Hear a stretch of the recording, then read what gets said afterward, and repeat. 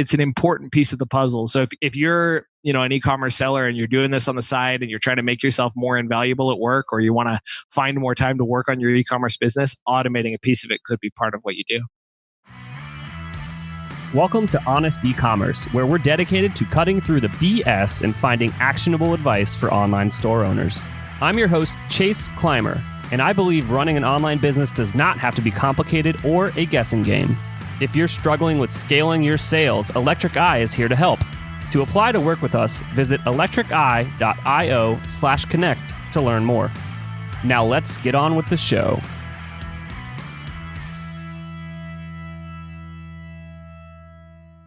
Hey everybody, welcome back to another episode of Honest E-commerce. I'm your host, Chase Clymer, and today we welcome to the show Will Christensen. Will is the co-founder of DataAutomation, which specializes and customizes both automation and integration processes for e-commerce sellers. We'll get a little more into that in a few minutes, but first, Will, welcome to the show. Thanks. It's good to be here. Honestly, stoked about it. It's a good topic. It's a good time. Excited to talk more about automation. Absolutely. And automation is especially right now with just kind of like what's going on in the world. Everybody's starting to work from home, just because of what's going on with the coronavirus. And, I think automation is now being kind of pushed, not down people's throats per se, but like they're like, well, we have to kind of start thinking about this stuff more, kind of get the human element out of it.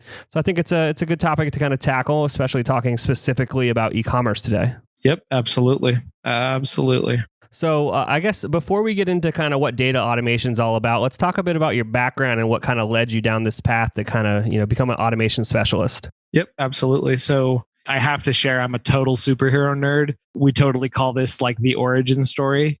Right. So when I was bit by that spider, the radioactive spider, what created data automation? Back in the day, I was an unpaid intern at an advertising agency, and I was given the unique opportunity, which is not that unique, to copy and paste for basically 16 hours a week. And I was moving data from one spreadsheet to another to create an aggregated report. So for those of you who are listening and have downloaded a spreadsheet from one of your e-commerce systems and you're copying and pasting data together to create an aggregated report, that's exactly where I started.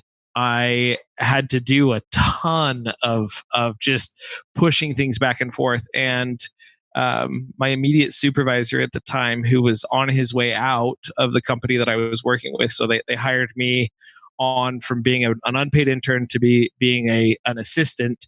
My job was to kind of be the stopgap in between him and the next department head who was starting. And this guy sat me down and he said, "Okay, this is a VLOOKUP." And I was like, "A V what?"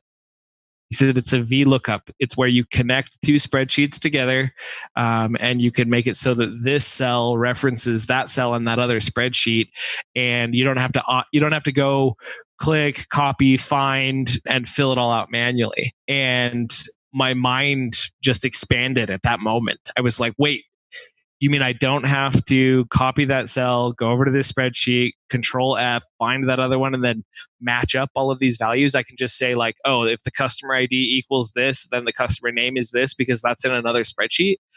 And I said, okay, well, if that's possible, what else could we do?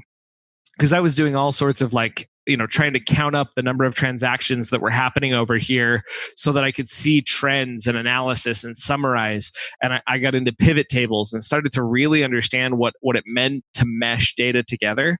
And obviously I had these 16 hours and they all included a whole bunch of mini sub processes that I had to automate. But at the time I didn't even know I had to automate them. I just knew they were annoying. And so I spent probably 200 to 300 hours teaching myself how to code, digging in and automating this process. And I had Excel opening web browsers, doing all sorts of crazy stuff to make this spreadsheet do my entire job, or at least 2/5 of my job, because it was 16 hours of a 5-day work week to knock that all out. So after the process was done, I had cut it down from 18 hours down to 2 hours. My computer was waking up in the middle of the night and doing most of the work for me, aggregating all of those different data points, writing VLOOKUPs for me, all of that kind of stuff. And I realized that this is what I wanted to do with my life. I wanted to help other people take back their 16 hours each week and put that into something that only a human can do, something that we as human beings should be focusing on, which is creation and creativity. So that was the birth of it. Fast forward several years, and we founded an automation consultancy that focuses on integration, automation, and pushing things forward with tools like Zapier and Google Sheets and many, many others out there. Will, you don't know it yet, but you are going to be so annoyed by our friendship. Honestly, annoying is the word everybody else uses. The word I use when you start saying something like that, I start to get excited because it probably means that I found a like-minded individual, somebody who either thinks like me or has a whole bunch of ideas that we can play. And I call it play because it really is. I love getting me in the middle of a spreadsheet. Oh man, it's not to the podcast here is for our listeners. It's not for me, so I'm definitely going to use my time wisely here. But let's talk about kind of automation is like a big scary thing, and I think the first things that we need to point out together is like automation is just taking the human element out of a simple task, and all the big jobs are kind of like what you said is you had this 16 hours of stuff that were all these micro mini tasks. Mm-hmm. So the way you have to approach automation in general is you approach it in a way where it's all right. I have to just get this little thing done first. Yep.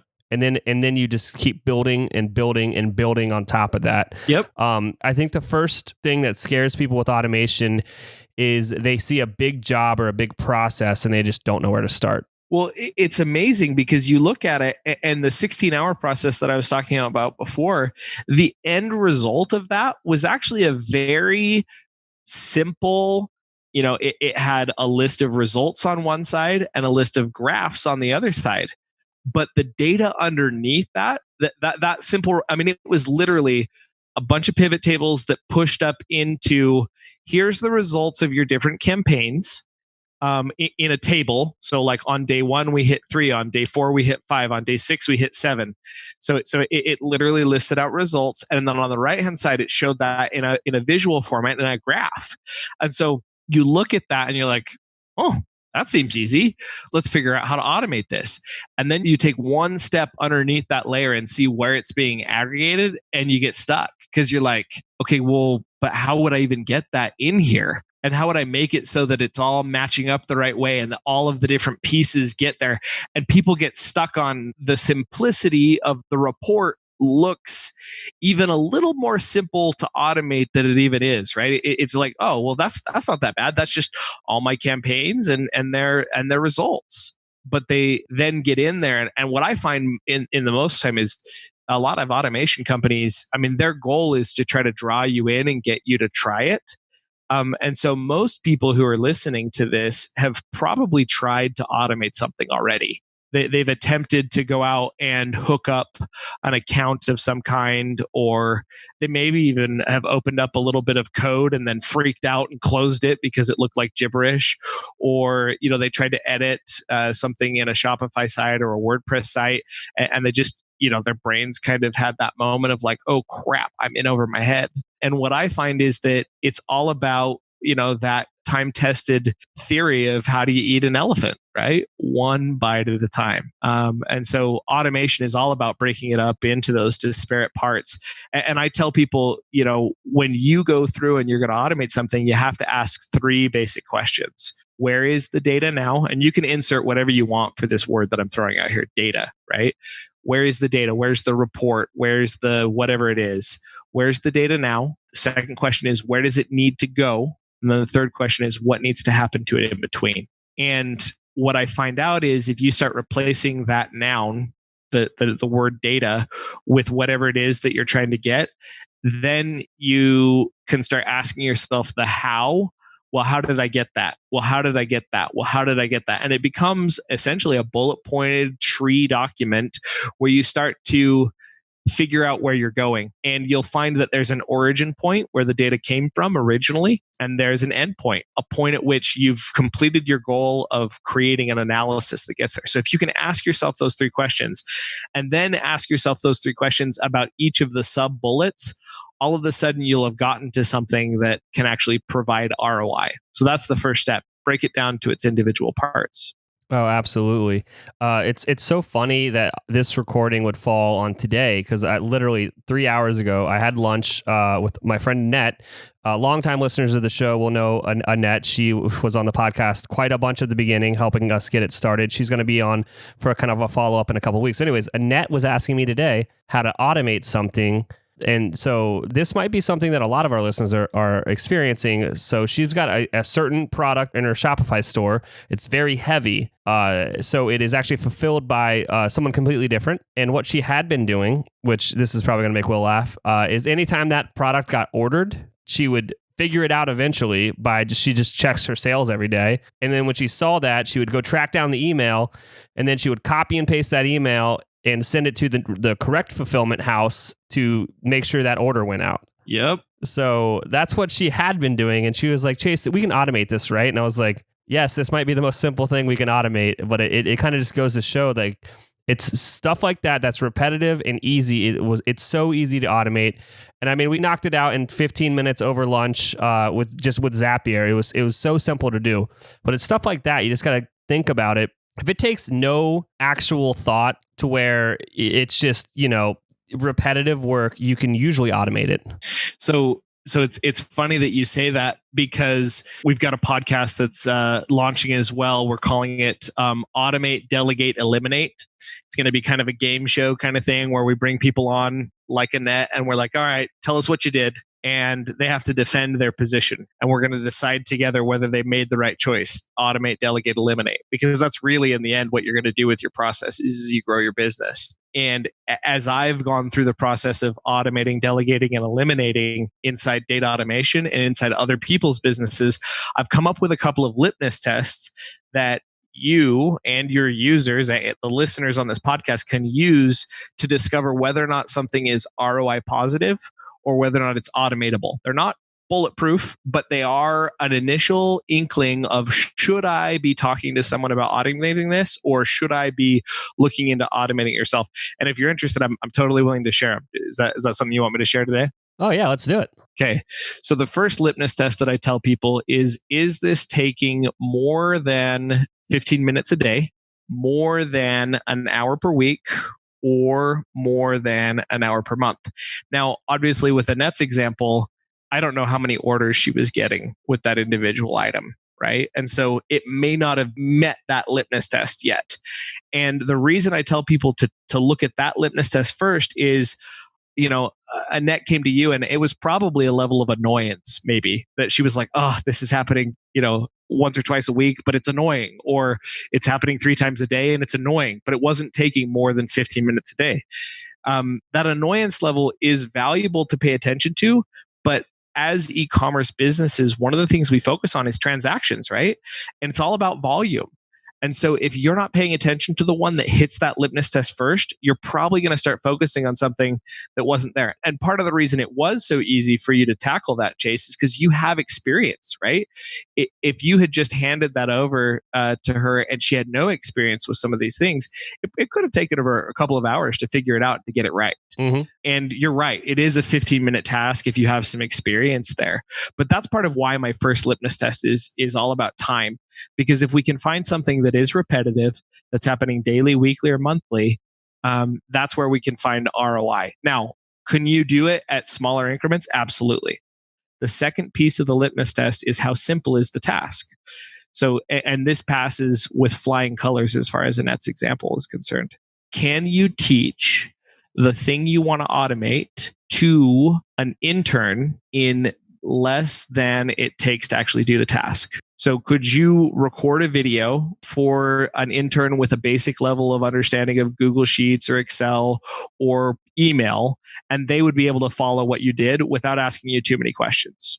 And the answer to that, as far as Annette's example, is absolutely. When this product gets sold, I want you to copy and paste this out of here and put it into here. Very simple task, right? So if it meets those two litmus tests, that's where you can start to be like, okay, now it's time to start researching. Now it's worth my time to invest in digging into where some of that goes. And and then there's obviously a whole bunch of other steps and things you can do to actually get your arms around what's there. But those are my two litmus tests for like, is this worth investigating? So the question is not, is this automatable? Because most things are. A lot more than you are probably imagining is totally automatable. The question is it worth automating? Absolutely. Let's be honest today. All of your customers are going to have questions. And what are you doing to manage all those questions? Do you have a help desk for your business? One of our sponsors of today's episode is Gorgias, and Gorgias is the #1 rated help desk for e-commerce. It integrates seamlessly with Shopify. We have installed it on a bunch of stores. It's also used by brands like Movement and Rothy's. And what it does is it takes all of your customer insights and information, brings it into one amazing dashboard so you can solve their problem as quickly as possible. If you want to give Gorgias a try, visit gorgias.link/honest. That's GORGIAS.link/HONEST to get your second month free. So with that question, is it automatable and is it worth automating? Talking specifically kind of to our listenership here, what are you seeing e-commerce store owners focusing on, whether it's right or wrong? What do you think are the bigger wins that people are doing that you've experienced? What do you think people should be more focused on with areas that they should be implementing automation? What are your thoughts on that? So one of the first things I would say is that there are a lot of people focusing on the wrong things to automate, and they want to tackle the biggest, hairiest thing in the room first. And so one of the things I would say to you is look for something that seems simple. And that's where that litmus test comes in, something that can be copy and pasted and goes across. Think about how much human energy it takes to make the decisions about what's happening. What can you do to eliminate the variability associated with what's going on? So if you're getting an email from a supplier and the supplier is telling you how much of something you have in stock, and they're literally typing out in an email like, hey, we've got 50 of these available. If you could get them to send that to you in a very specific way, like here's SKU, number, that might get exciting. Well, if you start thinking about it, SKU, number, that looks a lot like a spreadsheet. So could you get them to start emailing you a spreadsheet, and that spreadsheet comes in exactly the same way every time? That's interesting. Maybe it's only one product and they just are giving you an email once a day telling you what it is, but it's somebody manually typing it in there. If you have a good enough relationship and it's just a mom and pop shop, what if you sent them a form and you said, hey, instead of emailing me every day, why don't you just fill out this form and I'll make it automatically update my website with those inventory numbers? Totally possible.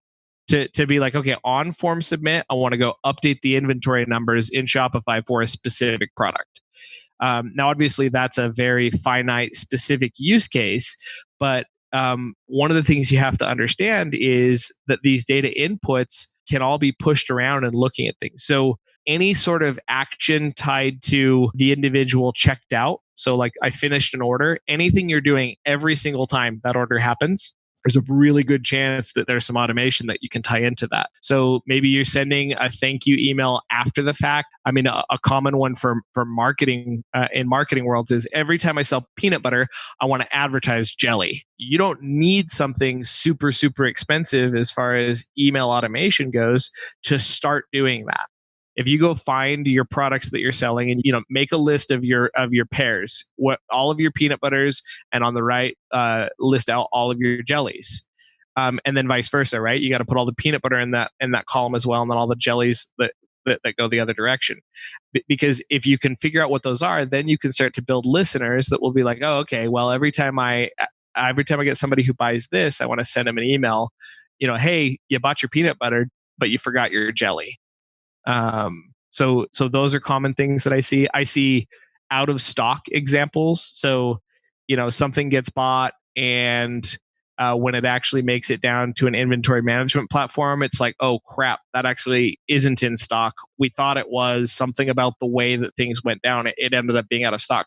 As soon as that item gets marked out of stock, you can send an automated email to your client saying, hey, we're really sorry about this, but it looks like this is out of stock. I'm going to check again in a couple of days, and we're just going to keep you aware of what's going on. And so you could even send an automated email every day and make it feel like a customer service person was literally checking in on that individual person's order every single day. Hey, sorry, still out of stock. Hey, sorry, still out of stock. And then after 5 days, you could make the message say, hey, I'm really sorry, but it looks like it's still out of stock. Do you mind clicking on this Calendly link? Let's set up a quick 15-minute call and we'll talk about what we can do for you here, because obviously this has gone on a lot longer than we had anticipated. And then you may be able to save that canceled order by selling an alternate product or by looking at something else. So there's a lot of automation that you can do around that. Yeah, I mean, the sky is really the limit. I think the first challenge, and I think I've spoke on this before with a few other guests, is just like getting the mindset to where it's like, that's just not another thing to add to my to-do list. Like, that's another thing that can be on a robot's to-do list and it can be off my plate. Yep. And that litmus test is, I tell people, get out a sticky note and write down those things on there. 15 minutes, 1 hour per week, and 1 hour per month. Right? That, 15, 1, 1 at the top of the top of that. And if you need to, put a little, 15D, 1W, and 1M at the top of the sticky note. And then anything that meets that criteria, you're like, oh, I just finished that. It took me an hour to do it. And I'm going to be doing that every month in perpetuity. Write down the name of that process. Then right next to that, I tell people to write a tick mark next to it for every time it happens. Now, obviously, it's going to happen it's going to happen next month, right? But sometimes the thing that's happening is happening in variability, right? So with Annette's example, she's probably got a decent idea and she can look at some history, but sometimes it's like a customer complained in this certain way. I don't know how often that happens. So it might not be worth automating. It might be like 2 or 3 times a week and it only adds up to 45 minutes or whatever else it is. But if you can start to quantify what's there, those are also going to give you ideas of what standard operating procedures you need to write for your company. Think about it this way. If I were going to hand this off to a human being, what would I have to tell them how to do? And that actually becomes the template for what you're going to do to automate. So instead of handing that to a human being, because the thing that you're asking the human being to do is mindless, you can hand that to a robot. One last rule of thumb that I want to share with everybody is always do the thing 5 times manually before you automate it. If you haven't gone out and actually lifted the weights 5 times, you probably don't know enough about the process to truly make good decisions about whether you should turn left or you should turn right when you come to that fork in the road. Because every process has decisions that have to be made. And so I often tell people like, hey, make sure you've done that at least 5 times manually before you start automating, because you're going to waste some time if you don't. Yeah. I can't agree more with like the automation is just an extension of the standard operating procedure. So I guess, before you even get down the path of thinking about, well, what tools can I use to do this, or how am I going to automate this? It's like, well, what is the process first? The process needs to be pretty rock solid, just so you can know, you can start to get those data points, like you were saying in the beginning, like, where is it now? Where does it need to be? If this happens, this needs to happen. Like, before you can get any of that really isolated, you need to have the process pretty rock solid.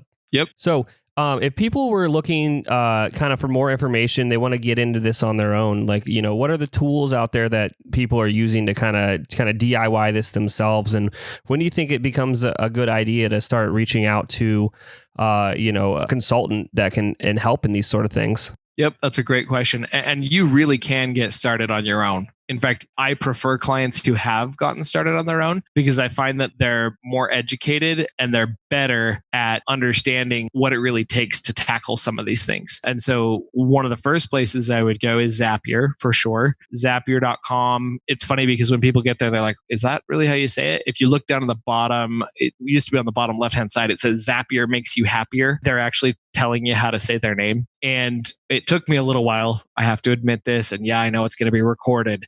Took me a little while before I figured out that Zapier was ZAPI And for those of you who are like, what? Oh man, I just got it. Did you? Yes, I'm not the only one. Thank you, Chase. I really appreciate that you didn't get that, because when I very first realized it, I was like, oh, I should have seen that immediately. And I didn't. It took me, I've been working on it for years.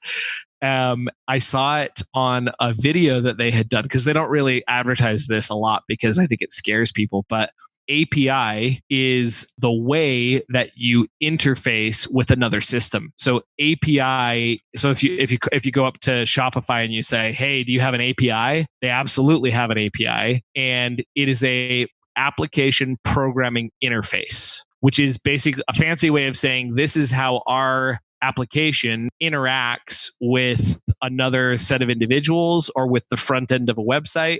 So long story short, API is a very good keyword to ask when you're looking for a new piece of software. If you buy a new piece of software, you should be sending them an email saying, "Hey, do you have an open API?" And if the answer is no, you might want to steer clear of that new application, because their competitors might have an API, and that API is going to allow you to create connectivity between that system and another system in the future. So Zapier, Z API ER. So it's basically Zapiering or APIing things. So it made me laugh when I realized that that's what it was. But Zapier is all about connecting one platform to another. And it's basically putting you in the driver's seat as far as, okay, when this file hits this folder in Dropbox or Google Drive or OneDrive, I want you to automatically email it to someone else. So I make a lot of recordings just with a tool like Screencastify or Loom. Those are really cool tools, by the way. If you're still sending screenshots, you may want to get to like the Harry Potter version of screenshots, where your screenshot can actually wave and talk to people. But yeah, no, Screencastify or Loom, I send those a lot to people. And so earlier today, I was automating some of my own process so that every time I record a new video, I get a little reminder, or I get a way to automatically send that to my assistant, or to sometimes I'm recording a bug for Zapier. I've found something on Zapier's website that I'm like, oh, that doesn't seem to be working quite right, and so I'll send that over. But yeah, it's super important to know your own processes, and that's what the API in the middle of Zapier stands for. So Chase, thank you so much for validating the fact that wasn't the only one that missed that at the beginning. Oh, I mean, if you've been listening to this podcast for any more than just one episode, you'll realize that I don't get a lot of random hilarious stuff like that. You know, I focus on certain things, and other stuff just completely goes over my head. Well, I think you're in good company because I totally missed that. and that's what Zapier is all about. So Zapier is a great tool. Integromat is another one. There are Workato is another one. There are many, many, many different systems. They're called iPaaS systems, Integration Platform as a Service. Okay. And those systems make a huge difference for everyone, because they can basically put you in the driver's seat as far as integrating different connections. Awesome. And now the second part of that question was, when do you think it's a good idea for someone to start reaching out to a consultant about some sort of automation activity, or a certain, is there a threshold other than, like, I know the litmus test kind of helps about discovering one process, but is there some other stuff that they can like see if it's happening within their business? Yeah. So in terms of when it's time to send that over to a consultant, or when you get there, I give myself and your threshold may be different than mine, but if I've spent more than 15 to 30 minutes, I'd probably say, if I were saying, someone who is starting out in automation, depends on how much you make, right? How much money do you want to waste on something before you look into, maybe there's somebody out there who knows how to do this better than me? And so for me, it's 15 minutes. I spend 15 minutes on it. And if I've spent 15 minutes banging my head against the wall, I'm already asking for help. Not a consultant. My first stop for help is the support team for whatever tool I'm using. Hey, do you have any way to handle this? My second stop after I hear back from them is, and I kind of vary actually. So my first stop is usually Google, and I'll try to type in and understand how other people are calling whatever it is I was trying to automate. then I'll reach out to the support team, or sometimes that's, vice versa. Depending on the results I get back from those two individuals, I will then start looking for a consultant so I can quickly, answer those three questions. Where's the data now? Where does it need to go? What needs to happen to it in between? And post that on Upwork or Fiverr and see if I can get some people who are, mildly knowledgeable. Another great thing to do is to ask the customer service team, do you have, I'm trying to automate this, and they'll say, well, no, but you could ask somebody via an API, or they might say, oh yeah, actually, if you go check that out on Zapier, you could totally automate that. A lot of times they'll point you in the direction of the iPaaS solution that they're connected to. And so after I've done those two things, it'll start to tell me, okay, now it's time to start asking someone for additional help. Absolutely. It's something to keep in mind. Like if you're, like how you said, just banging your head against the wall, trying to automate something yourself. I mean, it's just the opportunity cost too. Like if you know that there's a certain just process within your business that kind of you've identified, it's checking a lot of these boxes here. This probably can be automated. It might be worthwhile to reach out to somebody, just because it's one of those things, like once it's done forever. And it's going to just not be a task that a human has to tackle anymore. Like you said, you got rid of 2/5 of your job. So what happened after that was automated? So at that point in time, people generally have one of two options, right?